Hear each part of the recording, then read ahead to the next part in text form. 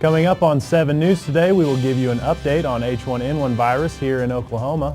Plus, on today's Campus Watch, Sing Sing Lou will tell you the healthy and natural way to help you with your sleeping problem. Also, a new special interest class brings gourmet chefs to Northwestern. These stories and more, keep it here. 7 News starts now. Broadcasting from the campus of Northwestern Oklahoma State University, bringing you the area's latest news and sports. This is 7 News. Hello, and thank you for choosing 7 News today. I'm Ashton Gamey. And I'm Austin Sterling.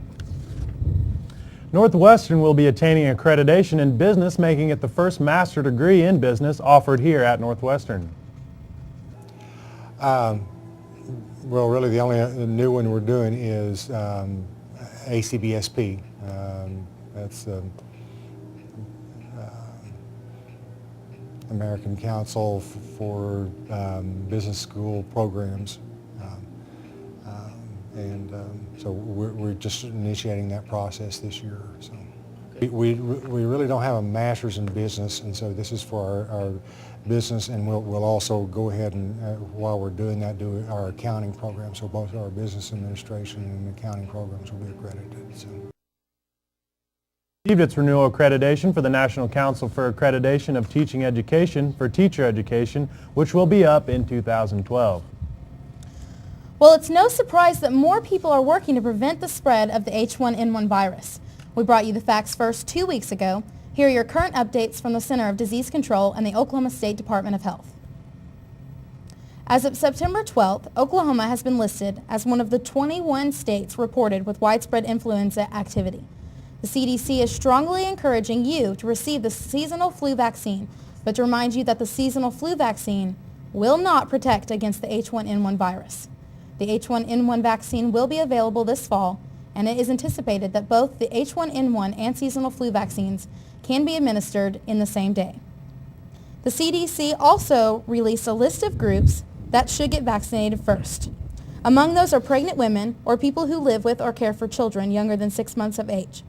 Also on the list are healthcare and emergency services personnel, people ages 6 months to 24 years, and people ages 25 to 64 whom are at a higher risk because of chronic health disorders.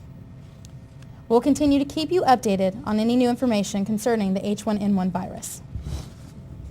The man authorities say is responsible for the deadliest crash in Oklahoma history now faces negligent homicide charges. 76-year-old Donald Creed was driving the tractor trailer that rear-ended several cars on June 26th on the Will Rogers Turnpike near the Miami exit.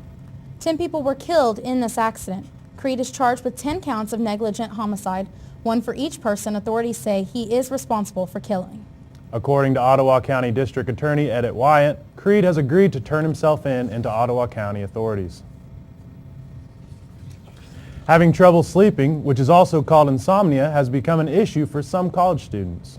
7 News reporter Sing Sing Lou will show you the healthy and effective ways to help you with your sleeping problem on today's Campus Watch.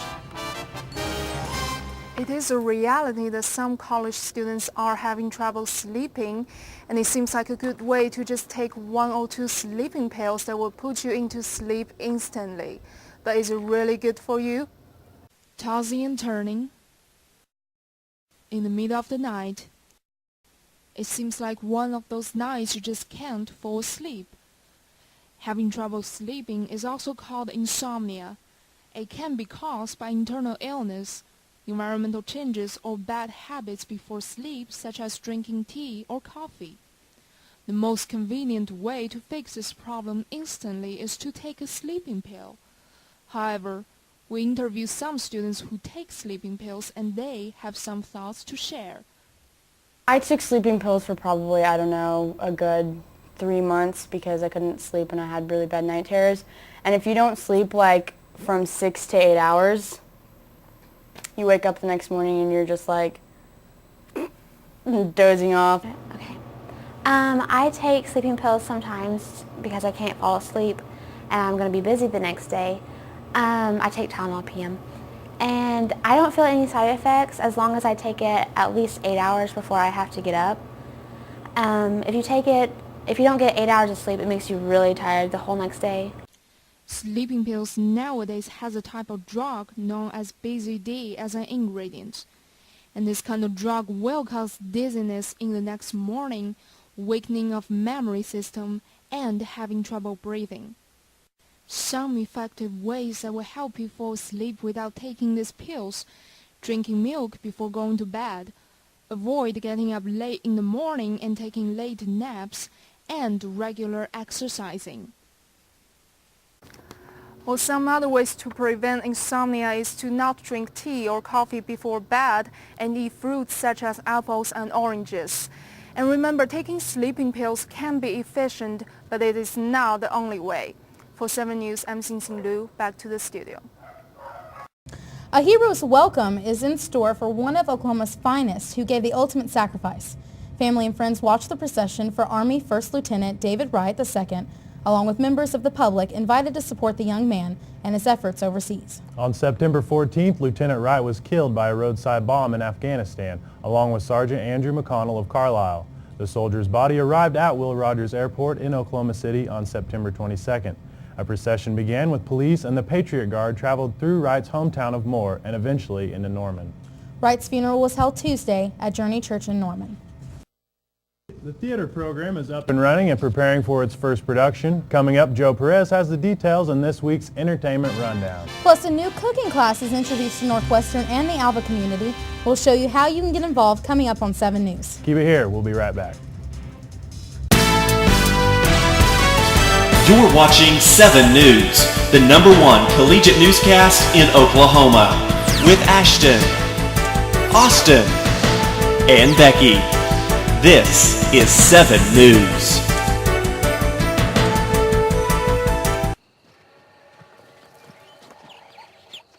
Global warming. Some say irreversible consequences are 30 years away. 30 years? That won't affect me.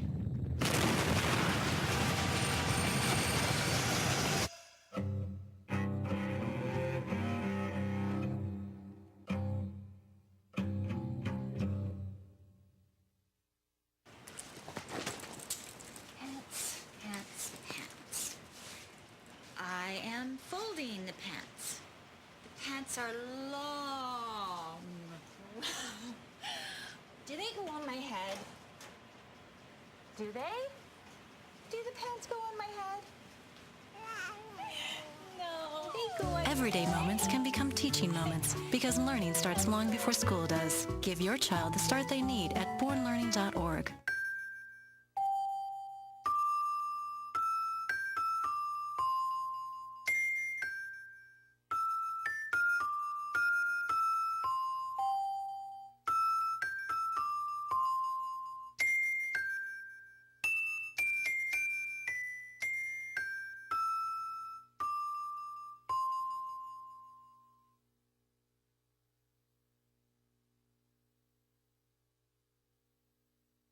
Kind of have that ADD thing to where I can't really pay attention that well. Might as well just drop out. So I bounced from like foster home to foster home. Dropped out of high school my junior year. I was hanging out with some people. Now I realize I shouldn't have. They join gangs, start doing drugs, try to sell drugs. It distracts you from everything around you. You're always having to watch your back. You can't really be yourself. The one person who really got me to go back into school was my mom, my mother. My parents were the people that helped me the most. I need them to know that it really does help me, that they're there for me. It's a new day today. Tell me what's been going on. Thank you for choosing 7 News today. I'm Ashton Gamey. And I'm Austin Sterling. Make it last, make it last. It's a new day all over. It's a new day. It's a new day today.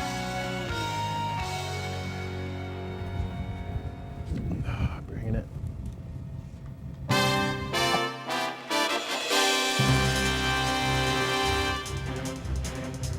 Welcome back. Now let's take a look at the exciting event here on campus during Red Riot Week. This year, rock band Safety Suit will play a concert in Percival Fieldhouse at 8 p.m. October 8th. If you want an opportunity to win 1 out of 300 free tickets, be sure to stop by the bookstore on campus with your student ID to sign up on September 23rd and 24th. And check out Safety Suits Music at www.safetysuitmusic.com. The Northwestern Social Sciences Department will begin its Cultural Heritage Lecture Series in Harrod Hall on Thursday, October 8th at 7. Assistant Professor of History Dr. Eric J. Schmaltz will open the lecture with an overview of Germans from Russia, history, and migratory patterns, more specifically the group's arrival in Oklahoma after the 1880s. The featured presenter will be Dr. Ruth Dirksen Siemens, who will discuss the odyssey of one Russian Mennonite family whose 463 letters from Stalin's Gulag made their way to a small prairie town in Canada in the 1930s. Dr. Dirksen Siemens is a professor of rhetoric and writing at the University of British Columbia in Vancouver. The lecture will also feature a documentary on Dr. Dirksen Siemens' book, Remember Us, which will be available for purchase. These letters were kept for over 60 years. Almost forgotten once the older generation passed on, and they were rediscovered in a Campbell's soup box in 1989 in an attic. They almost tossed it out. These are the younger children of the parents who were receiving these letters, and they realized that they had stumbled upon a gold mine. And there were over 463 letters just for this one particular family that were saved, and it's the largest ever authenticated collection of Gulag letters in one collection. Once again, the lecture is the first of this semester on Thursday, October 8th at 7. The 2-hour event will take place in Harrod Hall and is free to the public. The next lecture in the series will be Presidents of the Heartland, Truman and Eisenhower. The date of this lecture has not been determined. This week, 7 News reporter Joe Perez gives us a sneak peek at Northwestern's fall production of Vietnam 101, The War on Campus.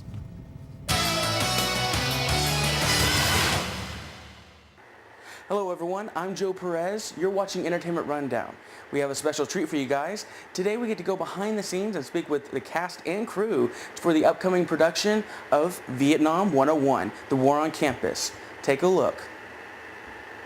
We did a lot of research for this, more than any other production since I've been here. We've done numerous book researches. We went to the library, looked up the archives of the magazines at the time. The Life magazines were a real big help, the Time magazines. And we did a lot of internet research, and we had to find if it was accredited, which is really tricky because, you could go to Wikipedia and it could be wrong information. So you have to verify the information in the sources as well. We also got pictures ordered from Oberlin's library. Well, honestly, I've never spent this much time researching anything, and I've done 10-page papers for Steeds, and that's saying something. I've gone into the library and I've looked through catalogs of men's clothing and women's clothing and Sears from as far back as the 1920s to the 60s and 70s to get the research, and I've looked, like Ashlyn said, on credible sources online, and actually, the best things I've gotten so far is going through my grandma's closet. It's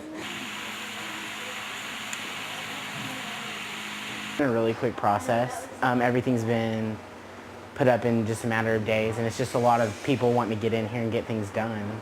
A really good show. You all should come out and support the arts. October 1st, 2nd, and 3rd. For Entertainment Rundown, I'm Joe Perez. Back to you guys at the desk. This play looks to be one of the largest casts since the musical Oklahoma in the spring of 2007. For tickets and showtimes, contact Kimberly Wiest at 327-8462. Why wait to go home for a good meal? Now you can learn to cook the meal yourself here on campus. Boiling water sits on the burner. You add a spice, a little pasta, but it's the same old recipe. The secret ingredient to a good meal could be right up the block in Northwestern Student Center. The missing ingredient, you're wondering? Owner of Ozarks Gourmet, Chef Joseph Madsen, fell in love with the kitchen just over 25 years ago when he started as a salad and coffee boy in a hometown restaurant. Started very young when I was 16 as a salad maker and a coffee boy in my hometown restaurant, and there was something about the industry that just grabbed me. I loved it. I loved the service, the customer service. I feel enchanted with the idea of people coming into my establishment with a preconceived notion, in this case hunger, and then being able to meet or exceed that through the quality of the food and the presentation. He worked his way up as a service trainer for a large chain restaurant to managing a Jewish bakery, and then I spent 6 years in the Culinary Union in Las Vegas and studied under, at the time, all of their great chefs that they had, and just really honed myself to learn everything that I could from every chef that I worked for. And eventually the jobs got better, the offers got better, and I worked my way up to executive chef the last 5 years, operating in mostly the Springfield and Branson area as executive chef of restaurants and hotels. Along with his chef skills, he is a missionary, and now he is bringing his expertise to Northwestern for a series of classes. My intention is to be able to offer a little bit of theory with a little bit of technique. There's many tricks of the trade that we learn in the restaurant industry that the average person might not know, or that it's not very clear from just reading a recipe. So I really try to give them some technique as well as some theory so that it comes together. The sessions will be October 6th, November 3rd, and November 10th. Each session is $35. Not only will you learn the meal, but you'll sit down and eat it as well at the end of the class, and you will get to take home the recipes. Classes will start at 5:30 in the Student Center. These classes are designed to be fun, informative, and to give the cook, the food enthusiasts, different ideas, different techniques, different recipes. So whether you are a stay-at-home mom, whether you're an independent business person, a student, or you just love cooking or you love to eat, I'm going to encourage you to contact Patty Wilbur at the Business Development Center and get registered. We do have limited class sizes, so come on out, enjoy, and bring a big appetite. Contact Dr. Patty Wilbur at 327-8506 to register and to make payment arrangements. Deadlines are a week before each session. How are the Ranger athletic teams doing? Coming up next, Becky is in with a look at sports, including golf and soccer. Stay tuned, we'll be right back. Tick, tick, tick, tick, tick, tick, tick. Massive heat waves. Heat waves. Tick. Severe droughts. Tick, tick, tick, tick, tick. Devastating hurricanes. Tick, tick, tick, tick, tick, tick, tick. Our future is up to you. Tick. Go to fightglobalwarming.com while there's still time. Anyone else? My name is David, and in 8 years, I'll be an alcoholic. I did. I'll start drinking in middle school, just at parties. But my parents won't start talking to me about it till high school. And by then, I'll already be in some trouble. Kids who drink before age 15 are 5 times more likely to have alcohol problems when they're adults. The thing is, my parents won't even see it coming. So start talking before they start drinking. The bear climbed over the mountain, the bear climbed over the mountain, the bear climbed over the mountain, and what do you think he saw? What do you think he saw? What do you think he saw? The bear climbed over the mountain, the bear climbed over the mountain, the bear climbed over the mountain, and what do you think he saw?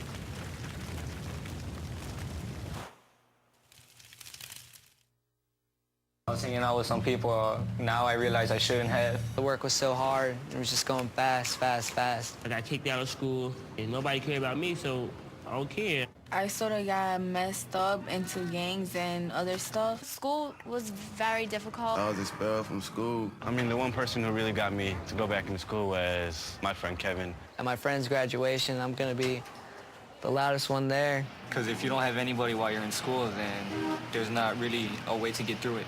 It's a new day today. Tell me what's been going on. Thank you for choosing 7 News Today. I'm Ashton Gamey. And I'm Austin Sterling. Make it last, make it last. It's a new day all over. It's a new day today. It's a new day today.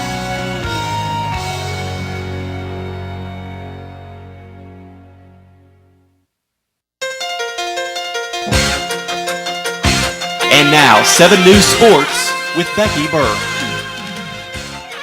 Welcome back. The Ranger women's golf team had a great start to their season. The team traveled to McPherson, Kansas to participate in the Central Christian Fall Invitational on September 14th and 15th. Northwestern did take first place in the tournament. The Rangers shot a .345 on Monday and a .360 on Tuesday. Stephanie Martin was the medalist with a total of .165 for both days. Martin was 25 over par, which placed her above the second place finisher. 4 other Lady Rangers placed in the top 5. Ida Arvidsson shot .173 for third place, followed by Carrie Hall and Brittany Mead, who finished 4th and tied for 5th. Hall carded a .180 and Mead a .181, respectively. Brittany Meredith tied for 13th with a .194, while Megan Scott shot a .217 and tied for 17th. The Lady Rangers golf team's next tournament will be the South Central Kansas Fall Invitational, hosted by Southwestern College at the Winfield Country Club on September 21st and 22nd. On September 14th and 15th, Northwestern's men's golf team traveled to McPherson, Kansas for their second tournament of the season. The team finished 5 strokes shy of first place. The Rangers shot a .586 for a 26 over par tournament. Ty Billy tied for 4th place. He led the charge for Northwestern with a .142 and 2 over par. Bryant Briggs shot a pair of 73s both days and tied for 9th. Olaf Thunberg tied for 11th place. He carded a .147 for a 7 over par. Chad Kunkel shot a .151 and tied for 19th place, followed by Jay Lee, who clubbed a .153 to tie for 24th. Tyler May scored a .166 and Jeremy Rep shot a .160. The Rangers will travel to Winfield, Kansas, where they will play in the South Central Kansas Fall Invitational at Winfield Country Club on September 21st and 22nd. The Northwestern Ranger football team had success on their first away game of the season. The Rangers faced off against Southwestern Assemblies of God University in Waxahachie, Texas this past Saturday. The Rangers were the first to score in the first quarter after Jack completed a 1-yard pass to Keith Bearfield Jr. Northwestern held a 6-0 lead after a blocked extra point attempt. SWAGU struck to cap a 5-play, 63-yard drive with a 25-yard pass. The extra point was blocked by Nate Barbie, leaving the game tied with 48 seconds left in the first quarter. Corey Williams completed a pass to Mike Hill for 39 yards, which then put the Rangers in the lead. Clayton Smith helped extend the lead to 20-6 with the first of 2 back-to-back rushing touchdowns. With 10:23 to go in the third quarter, Smith scored his second touchdown. SWAGU followed with a field goal, bringing the score to 27-9. The Rangers scored 2 more touchdowns in the fourth quarter, one being a 23-yard pass from Jack to McDonald and Courtney Jones scoring the final touchdown on a 9-yard run. Northwestern's defense held up, keeping the Lions to 207 total yards. Rocky Lee led with the most tackles with 7 tackles and had 3 tackles for loss. Lance Mathers followed close behind with 6 tackles and had 3.5 tackles for loss of 11.5 yards. The Rangers racked up a season high of 586 yards against the Lions, rushing for 419 total yards. Gilroy picked up 178 yards on 26 carries. Smith had 108 yards on 13 carries along with 2 touchdowns. Northwestern will be on the road again this weekend when they travel to Southeastern Oklahoma State University in Durant. Kickoff is set for 2 p.m. The Northwestern Oklahoma State University soccer team faced off against NCAA Division II Eastern New Mexico University on Sunday, September 20th at Alva Recreational Complex. Northwestern did fall to Eastern New Mexico 3-0. Micah Mares took 2 shots for the Rangers, landing on 1 goal, but it was not enough. The Rangers were outshot 34-4. ENMU took 17 shots in each half. Northwestern shot twice in both halves. Nicole Leffingwell and Kayla Maloney, along with Mares, each took a shot for the Rangers. Eastern New Mexico scored a goal in the first half, only to add 2 more in the second half of the game. Kelsey Archer picked up 20 saves at the goal. The next match for the Rangers will be on Thursday, September 24th, when they travel to Lindsborg, Kansas to face off against Bethany College at 6 p.m. So I'm kind of interested in those cooking classes. We should go. I think so. I definitely easy mac and Kool-Aid. That's about it for me. Well, if you do miss those classes, the Lutheran Church has a class of college survival where you cook it and you eat it. I guess Joe has more details coming up next week about that. Cool. Now let's take a look at upcoming events here on campus. The theater production Vietnam War 101 is going to be held in Harrod Hall Auditorium at 7:30 each evening on October 1st, 2nd, and 3rd. The Victim Impact Panel will be hosted also in Harrod Hall Auditorium Monday, October 5th. All Ranger Connection students are required to attend this event. And last but not least, this semester's Fall Blood Drive will be held on October 7th and 8th starting at 9 each morning. Becky, what do we have in sports next week? Well, we will have another update on golf and then an update on soccer and football, and I'll have an inside look at Northwestern's rodeo team. Sounds good. That's going to do it for us today. We'll see you next week.